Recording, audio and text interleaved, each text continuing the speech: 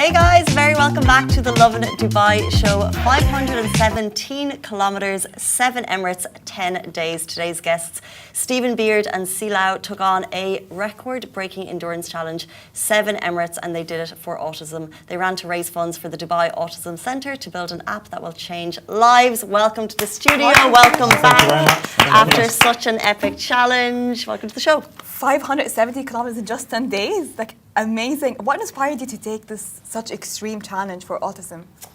So about 2 years ago, I moved across to the Emirates.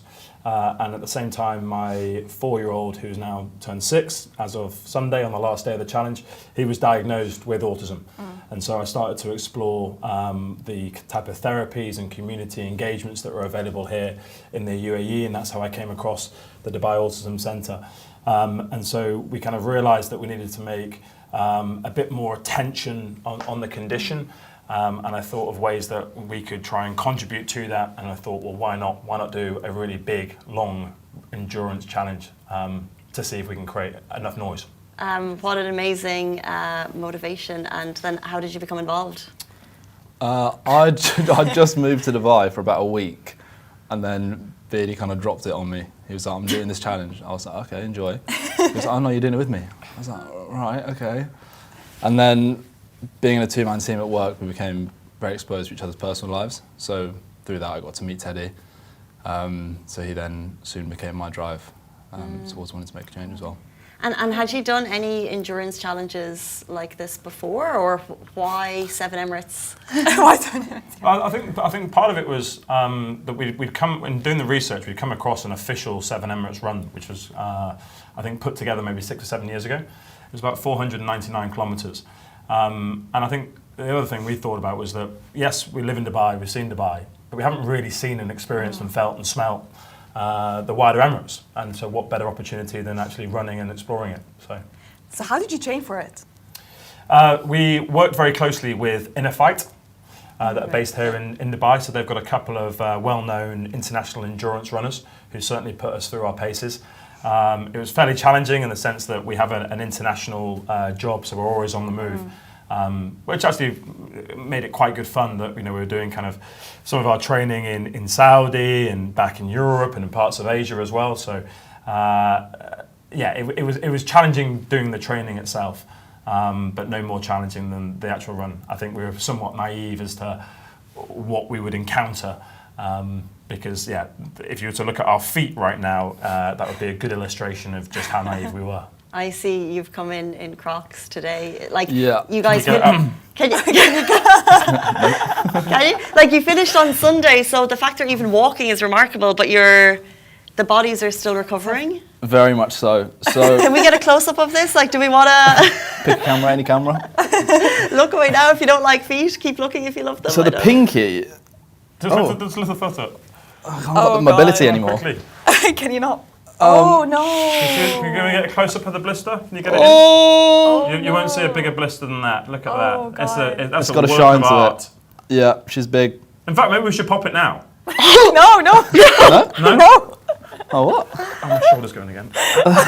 And then the pinky's red raw as well. So that's. There was a point where I didn't know what was plaster, what was skin anymore, but she's drying up. She's drying up. Onwards. God.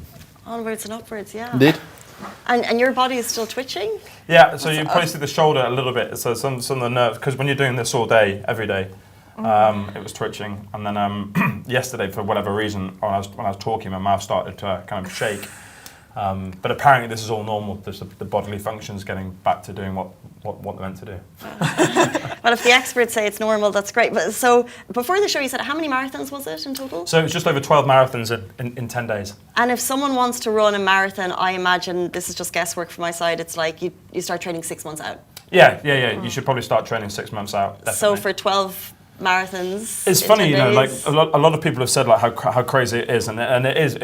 Looking back now, it is pretty crazy to kind of consider the distance that we travel. But what I would say is, the body's an amazing thing, and we get used to certain things that we put the body through. So perversely, we woke up yesterday and we both voice noting each other and thought, I just want to go for a run. It's the body just saying, I'm used to running. Well, why can't I go again? So today will be our first day back to work, and it just feels a little bit unfamiliar wearing smart shirts and trying to be a little bit corporate, but we'll see how we get on. We might try and squeeze in 10K later on Kite Beach if anyone wants to join us for a ceremonial run. Thank you very much. I'm out. So other than the blisters and the twitching, what was the most challenging thing about this run? For me personally, it was probably nutrition. I think I lost about 7 kilos over the course of the 10 days, burnt over 60,000 calories. So we both had different needs in terms of when we needed to stop and refuel. So the first day was very much a steep learning curve, and there's a lot of teething issues and coordinating as a team when we were going to refuel and stock up, and recovery as well. It was tough because you finish a long day of running, you're like anywhere between 7 and 11 hours on foot. So the last thing you want to do is get in an ice bath, have a massage, get food down you, but your body just adapts and overcomes. Yeah, I think also the early mornings on the highways were pretty scary. Definitely over Ramadan it was quite challenging because, you know, if you're running into the traffic, you've got to then cross over a lane where someone's coming onto the highway. That bit was quite nerve-wracking in the dark. But actually, in some ways, it was a bit easier running because you were so fixated on the traffic and making sure that you weren't, you know, going to get hit, that you forgot about some of the niggles and the pains in the joints. So how many hours of sleep would you get? Well, that was the other challenge because C is a serious snorer. If ever there was a challenge for snoring, I promise you he would win. There was no one who could beat him at that. So it depends. Yeah, I'd had to roll him over on his side occasionally to stop it. But I'd say on average, somewhere between 4 and 6 hours sleep a night. And where do you sleep? We had an RV. Okay. So you can see some of the images. So we had a big RV that took us around. So all 5 of us slept in there. So it was that was probably the most challenging part of it, really, just getting used to the idea of living with 5 people in a pretty small environment. You generally, sometimes we've interviewed people who've done this challenge specifically and other ones before, and we usually speak to one person. It tends to be one person takes on the challenge. So. And then that person who's taking on this challenge over many days rests when they need to rest. But now you're doing it together. So do you think that worked in your favour, or did that work in your favour in terms of the time that you completed it, or did it go against you because you've got 2 people with 2 separate timings when they need to take breaks? You know. I think it probably works in our favour. I think at the start we tried to run together, but then we soon found out that Steve's a much more accomplished runner than myself. So. Let him crack on. Only because you're carrying much more muscle mass. That's no longer. I put my shirt on this morning. It was like a bin bag. Yeah, I agree. I think that was the challenging bit because, you know, running in particular is a very individualistic sport. Because you're both going through different feelings and the heart rates are going at different rates. But I think conversely, knowing that you've got someone there to support you who's going through the same type of process at the end of the day, wills you on to get it completed. So I'm extremely grateful to see for accepting the challenge. And he's already told me that next year's challenge will be a bodybuilding competition, so he's already got a head start on it. So, it should be 1-1 by this time next year. The mental battle was pretty bizarre as well, because even throughout the course of a day, you might want to start just listening to whatever's going on around you. You might want to stretch with music. You might not want anyone around you. Sometimes I'd hated seeing Steve in front of me. Other times I liked being able to chase him. So as much as a physical battle it was very much in your head as well. Yeah, it's a massive emotional. That's what I would say for anybody who's looking at, you know, doing ultra marathons or this type of thing. It's not just a physical endurance type of process. It's actually an amazingly spiritual process. I'm not spiritual whatsoever. But kind of being able to step out of the real world and be totally disconnected and be totally at one with nature allows you to think and start thinking about, you know, what's really important in life and what isn't. So, that's one thing I would say is a massive highlight, just having that ability to think. Can I ask this? I do love to ask this question sometimes to people who've completed these challenges. What is your own personal mental hack to get you to the next step? You know, like we all hit that point. It's the breaking point. It's like, I can't go on. I'm sure you hit that probably every day, but how did you actually break yourself through that? What's your own personal? I think mine was pretty easy, and I think it's a really good question you ask. That in order to do these types of things, you've got to have a really strong why. And if the why is not strong enough, then the mind will let the body take over. It's just a consistent battle between mind and body, but the mind should rule overall. So for me, when I was getting eggs on my legs with the shin splints, and it was pretty painful.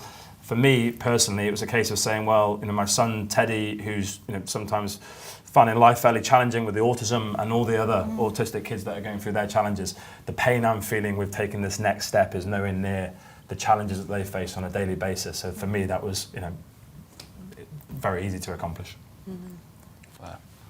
Where'd you go? Right. For me, it was more just a point to prove to myself, just showing that I have some sort of mental grit and resilience. It's so easy when you're going on a run or on a treadmill, you can just cop out and bottle it whenever you want. But when you're running with someone else as well who's not relying on you but is there for you and you need to be there for them, then I don't know, that's what spurred me on, really.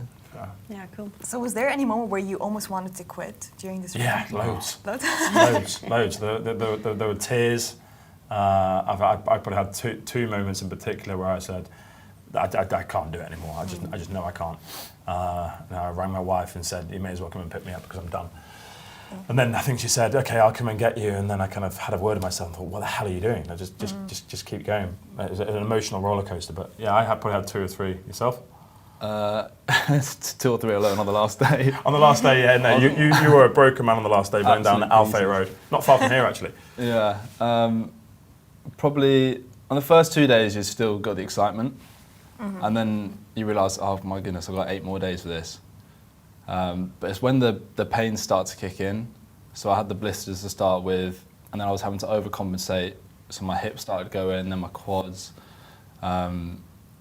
So yeah, quite a few times, to be honest. Like when you think about it, when you think about the injuries that we've seen on your foot, like how did you know you would be okay? Didn't really. Very much didn't know. I did my first marathon a week before we started. So Wow. Yeah, I was pretty unprepared physically, but I don't know, made it through. Yeah, you know, as long as you haven't got a broken bone or a muscle tear, then you can get through it. There's no excuse. So biologically, it's just pain. Pain is just some form of biology, right? It's just a reaction in the mind to say this hurts. Well, great, who cares? As long as the body's functioning, then you can get through it, and that is the challenge that you've got to put in your mind. But you can apply that to any part of life as well, which I think is the key lesson that we've kind of taken away from the challenge overall. And what about road closures or anything like that? Did you hit any barriers, or was it smooth sailing across 7 Emirates? It definitely wasn't smooth sailing, was it? I think we encountered 1 or 2 road closures, 1 or 2 things that changed on the route. So, like for example, on day 2, we had a 59-kilometre run off road. But there was a new skydive school just on the outskirts of Abu Dhabi that wasn't there when we'd done the original recce. So we had to find a way around that, which was a bit tumultuous. So we kind of ended up in water, would you believe, in like a bog. So we had wet foot, which caused the blisters. There were a few others, weren't there? Yeah, a few feral dogs chasing us. Oh. That kicked up the K's a little bit. I've never seen a man run so quickly with blisters. These dogs started going after him. But fortunately, he had lots of beef jerky, which is a good thing to consume. So you should have seen it, right? Just flying this beef jerky and the dogs are going. Yeah. Wow. Then the barbed wire gates. We had it all, really. What an adventure. So what were you eating? How were you fueling your bodies? Not optimally. It was just purely sugars and carbs for the most part. Typically start the day with some Cocoa Pops, beef jerky, Tuna pasta, sweet corn was our favourite dish. Yeah, you had really weird cravings, and you get really fixated on wanting that. Like at one point, I really wanted an apple flapjack, so I got that down me, and I felt well good after. But that was a bit of a challenge as well, right? Because obviously trying to do it during Ramadan was very difficult getting, particularly when you get outside the likes of Abu Dhabi and Dubai. But you know, there were some local people who were really, really kind in terms of, you know, offering to make us some like chicken biryani, even though they themselves, you know, weren't eating over the course of the day. So that was another really touching component, just like how many beeps we were getting from people. Like initially we thought they were telling us to get off the road. They weren't. They were just local people who had been really supportive and offering us bottles of water or food during Ramadan. So yeah, really, really touching for the community to get behind it. How nice. Guys, what an amazing challenge that you did. But as you said, your son Teddy and pure motivation at the heart of it. So can you tell us a little bit about the app that you're trying to fund? Yeah, for sure. So in conjunction with the Dubai Autism Centre, we're working with an American company who are producing an application called A-OK.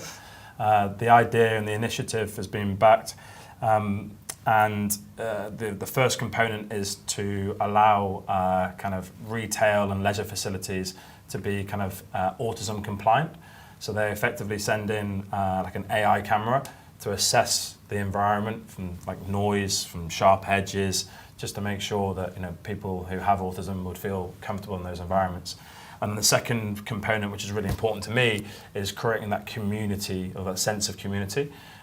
So to kind of promote initiatives where we might have an autism-friendly day on Kite Beach, or we might go to the IMAX cinema, these types of things. So we've raised quite a bit of money so far, just over 200,000 dirhams for the first initiative. There's a few more initiatives over the course of this year, and we're hoping to raise around 4 million dirham. But yeah, it's going to be very, very exciting. So it should be ready for kind of circulation towards the end of this year. And for anyone who's watching who's feeling inspired and they want to get involved or to contribute, how can they do so? So we have a Yalla Give page, which you'll find. You can follow us on Instagram, which is the 7 Emirates Run for Autism. And yeah, we're going to start trying to do a bit more community running involvements with the likes of Inner Fight as well. So yeah, just reach out. We're open, we're accessible, and we'd love everyone to try and get on board. Amazing. Before you leave us, any advice for people who would take on the challenge of 7 Emirates? If something you wish you knew before you started. Definitely more training in the first instance. Learn your body, learn the routes, and stay hydrated, because there was some serious heat. You were 40 degrees it topped up at. Wow. Yeah. Yeah, for me, I'd just make sure you get the right type of team. So we were really fortunate that we had a solid team behind us. You can't do these runs really on your own. You need somebody who can help operationally with all the licenses. You need someone who can drive the RV. You need a masseuse who can get those legs moving again. So it's all about the team, really. Okay, well, fair play, guys. An amazing feat and for a very important cause. And when I see feet, I just think of your feet. I can't get it out of my head. Still recovering, guys. Thank you so much for joining us today and telling us your story. Thank you, Massa. Thank you. And that brings us to the end of the Lovin Dubai show. We're back with you tomorrow morning, same time, same place. Have a beautiful day. Bye-bye.